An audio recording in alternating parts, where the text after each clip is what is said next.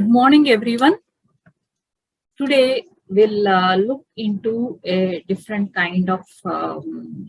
subject matter regarding the mobility of families and how this mobility affects on the family members, on the children, the academic performance of the children, and the family stability and attachments between the family members and to the larger social relationships the family holds. So, residential mobility inside the country as well as across nations has become an inevitable part of the contemporary world, and for the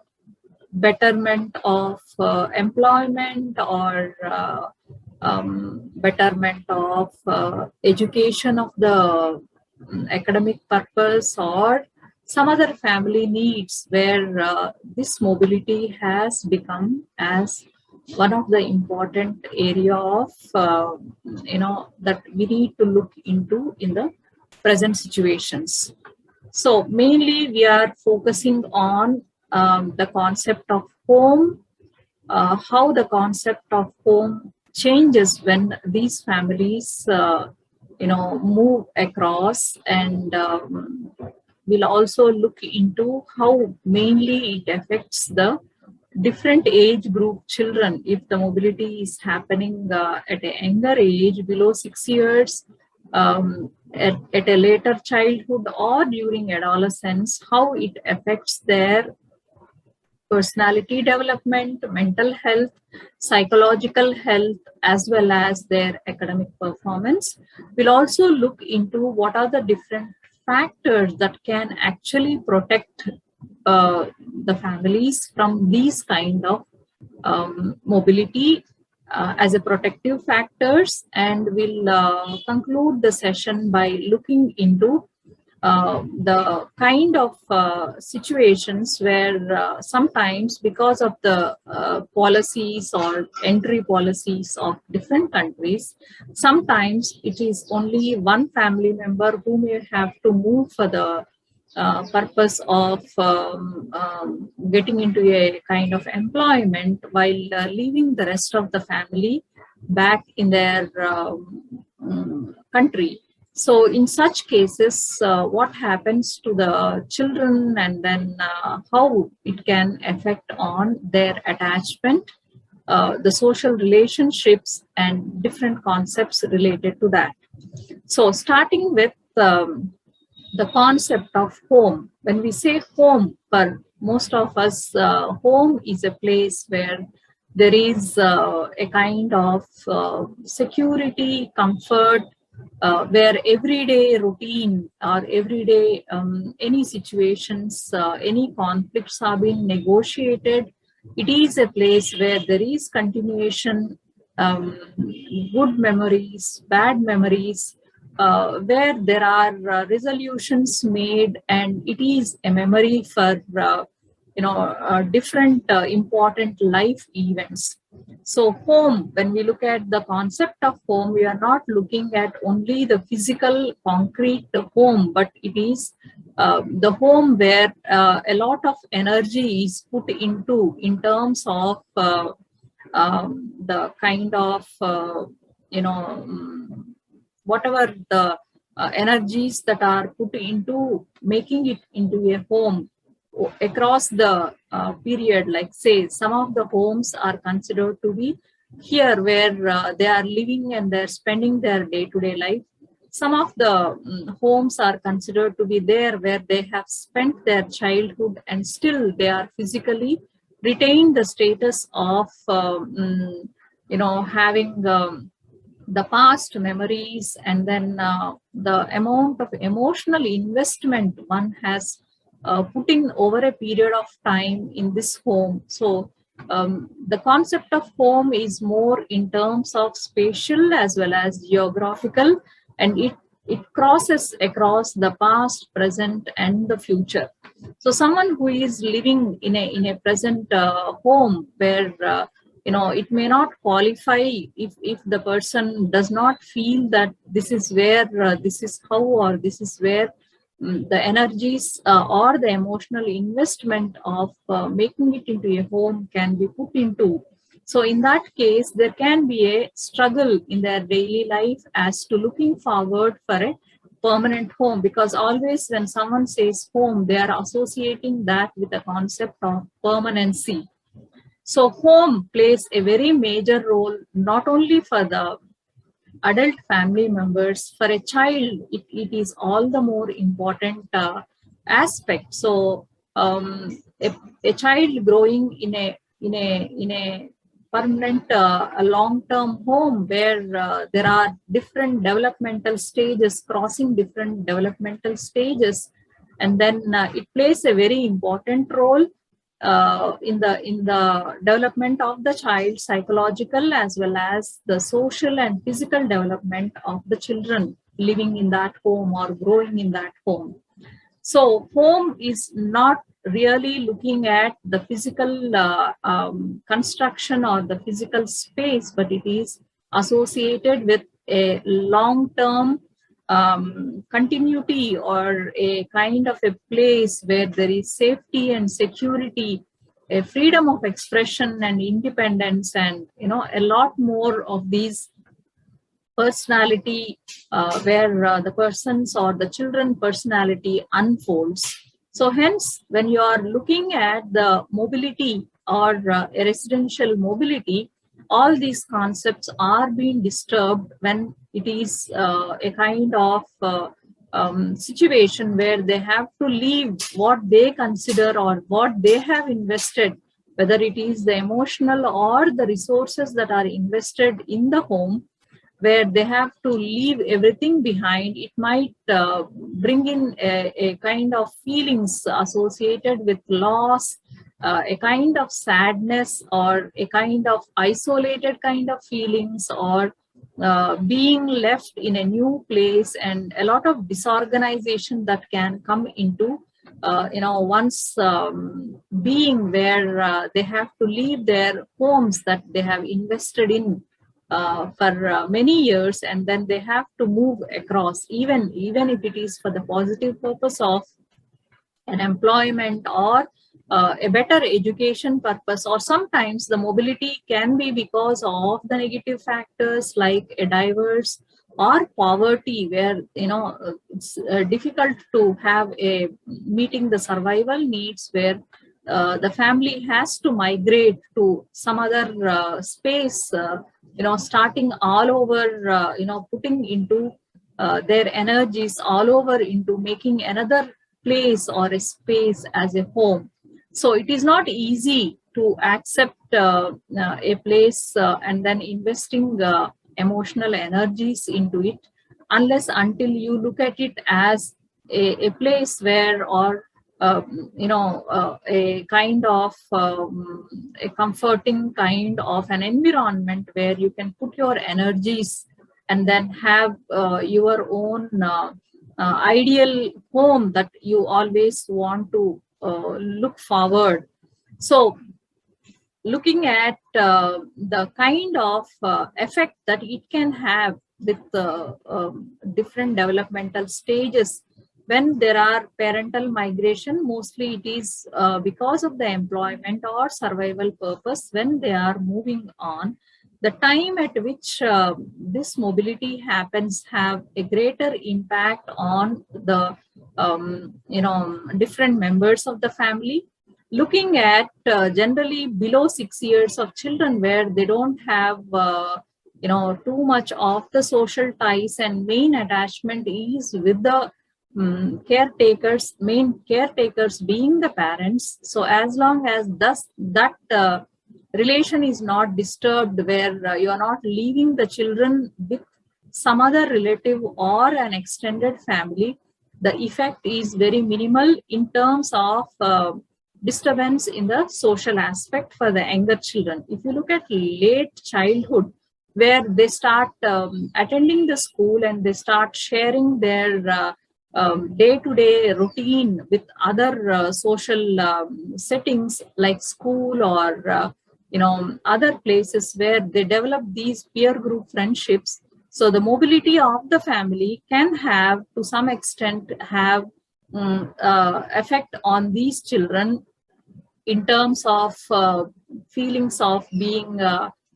sad or easily depressed and anxious. Especially with children, they have observed that there can be, especially with the late childhood kind of situations, where the family moves from the previous place where the child has grown to a completely a new place, where there can be issues like antisocial or delinquency kind of traits that are seen in the children, and also social anxiety, where they cannot connect to the social ties outside their environment. If it is a completely a different language, a completely a different kind of environment outside the shifted place, then it can become all the more confusing and disorganized for the children. And then it can lead to a lot of conditions like anxiety or depression and self-harm kind of behaviors in the late childhood, that is between 6 to 12 years of age. Looking at how it can affect an adolescent, especially this is the age where the adolescent has the main psychological aspect of developing a self identity. The self identity is usually explored at this particular age between 13 to 18 years, where mainly it is focused on their peer relationships, and the identity is also connected to the achievement. So that's where the focus on the academic performance during this phase plays a very crucial role in the self-identity of the adolescents. A move of the family around this time can have much more detrimental effect than at an early or a little later childhood, because there is a disturbance in the social ties, peer group relationships, and mainly affecting their self-identity factor. So looking at what can be the protective factors if the residential mobility is something that you can't avoid, that it is looked at as a positive way of a better employment or a better financial status for the family, there are certain protective factors that we can look into. The kind of resilience factor is considered to be the ability of the members able to handle the stress. So if the family has a high resilience factor, where they can handle the multiple stressors and try to look at from a more positive perspective and can generate positive emotions, the adjustments associated with this mobility can be much more easier. And the other factor that can affect the mobility is the income status of the family, especially if the income status of the family is more towards a kind of poverty and low socioeconomic status. It can have a very severe effect on the psychological health of the children, especially when there is a struggle for providing the physical survival needs. The emotional needs are being usually cannot be taken care by the parents, and hence there can be a major hit on the psychological health of these children. If there is a high family income, it can act as a protective factor to some extent in order to able to handle the stressors associated with this residential mobility. So looking at the concept of where it is only the parents or usually the father who moves out to another country or another city in order to provide a better financial status for the family, the left behind family members could be the spouse or the children. How the living arrangements that are provided with this left behind family plays a very major role in the further attachment or adjustments of these family unit. So usually it is considered when the single parent or one parent is taking care of the rest of the children, the adjustment are comparatively better when they are left to the care of grandparents. So some of the families where they leave the children as young as in the infancy, where they have to leave for the purpose of having some restrictions in the policy or entry policies into another countries, where they have to leave their infant children with the grandparents or some other extended family member. When there is a period, especially if this period is prolonged, and then there is an attachment issues coming into picture, usually the children usually have feelings of being very detached and feeling sad. The more longer is the separation, the more the children are affected psychologically. So mainly when it comes to the attachment, the amount of physical presence, the presence of the parents, and the emotional investment that has taken care plays a very major role in the attachment of the children to the parents and vice versa. So in the absence of the primary caregivers like parents, and then left to the care of other extended family members, even though grandparents might be investing a lot of energies in taking care of these children because of their physical weakness, or sometimes it can be that the grandchildren are taking care of the grandparents because of their physical weakness or their low energy levels. And sometimes there can be a generation gap or socio-cultural differences between the grandparents as well as the growing children, especially if they are into teenage or adolescent age. There can be a lot of self-control issues coming into the picture. So the kind of self-control and the way during the developmental period, as the child is going through, the kind of self-regulation and the kind of impulse control that one has by parental discipline or by parental rearing, if that part is not taken care, there can be a lot of impulse control issues where they might ending up into more on a social misfits or antisocial or delinquency kind of childhood issues, where problems with the self-regulation come into picture. So all these aspects need to be looked into when families are taking a decision to move, especially when they are taking a decision to move. It's always better to look at it before 6 years, where when the children are still more closely associated with the immediate parents, rather than to the social groups outside the family, like attending a school or having peer group. Especially if they're already adolescent, it needs to be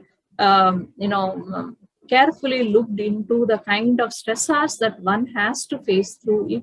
the mobility of the residents is coming into the picture. So these are some of the thoughts that are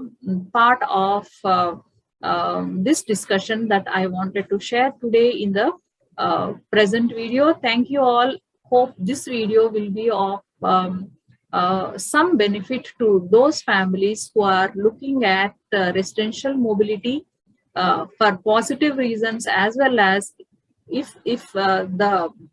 one of the important point that I also want to bring into light is that if the mobility happens because of the parental divorce or separation or some such factor or loss of a parent, then all the more care need to be taken to a especially if there are growing children and adolescents. So this is all for today. Hope this will be of little informative for those who are associated with this residential mobility as a way of their life. Thank you.